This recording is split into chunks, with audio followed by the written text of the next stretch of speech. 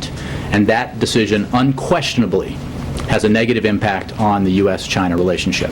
We were asking the United States government for further important information on the case, and there was no legal basis to stop Mr. Snowden from leaving Hong Kong.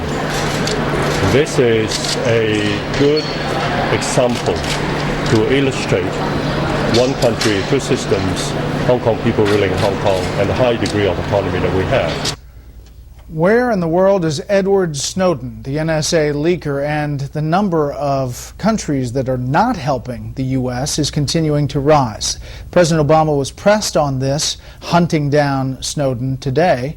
Here's what he said.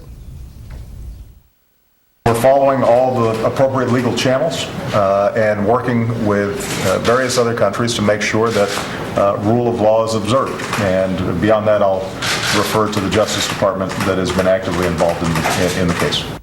So with that, let's bring in our panel. Jason Riley, editorial board member of the Wall Street Journal. Juan Williams, columnist with The Hill, and syndicated columnist Charles Krauthammer. Okay, Jason, what does this what does this whole thing say? Well, at this point, Brett, I'm less worried about the leaks themselves than the fact that the Obama administration is being humiliated on the world stage. I mean, these are the fruits of this president's foreign policy: lighter footprint, lead from behind. Your adversaries no longer respect you or fear you, and that is what we see playing out now on a very grand scale, and it's quite frightening. Now, Jay Carney's rhetoric has sharpened a little bit. I think the administration is starting to see how foolish they look. Maybe we'll go somewhere from here, but it looks very bad right now.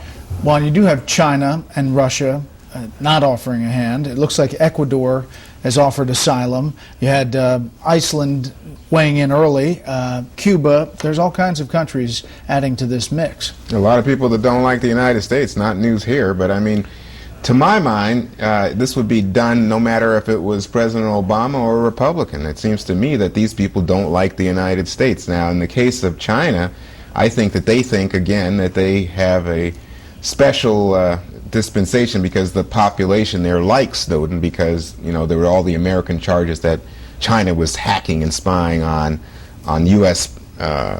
Military and U.S. companies, and I think it changed the conversation for them. In the case of Russia, they think the NSA was spying way back on, I think it was 2009, the G20. Group of 20 yep. At Summit in Britain. These people all have their grievances, and you know, ultimately the damage that was done here is the damage that Snowden did by releasing this information. I don't think of Snowden as that important. Nonetheless, Tom Donilon, the National Security Advisor, said on Saturday that the U.S. government expected these countries to comply with requests to help, and they haven't. Charles.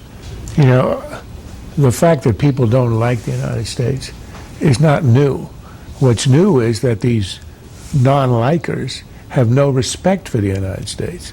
As Jason indicates, nobody worries or cares about what Obama says because it carries no weight. We heard Jay Carney say, what did he say? This would unquestionably have a negative impact on U.S.-Chinese relations. Do you think anybody, Beijing, cares about that or believes that? Is there any evidence? Remember how the president said, we're going to hold accountable those who killed our ambassador in Libya. We're going to hold accountable the authorities in Syria who have killed so many of their own people.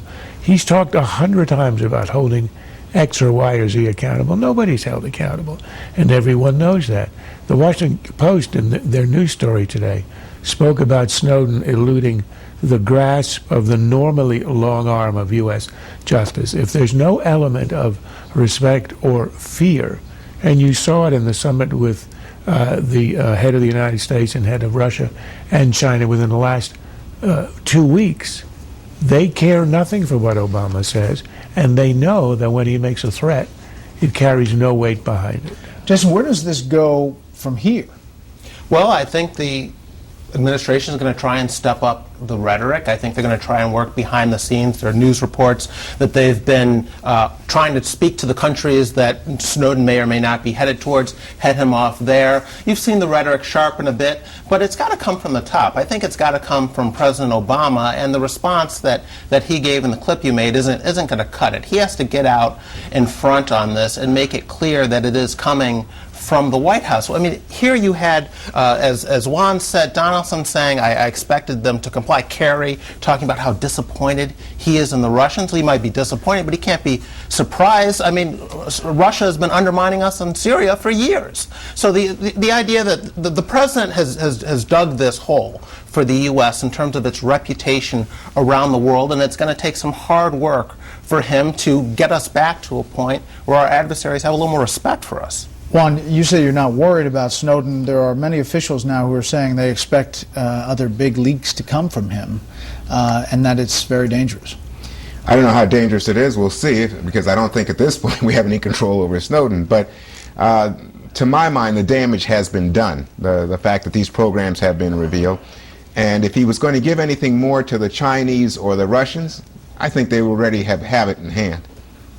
I think Snowden was revealing when he said early on in the saga, a couple of days ago as he was leaving, or apparently before he left Hong Kong, he was looking for a democratic country.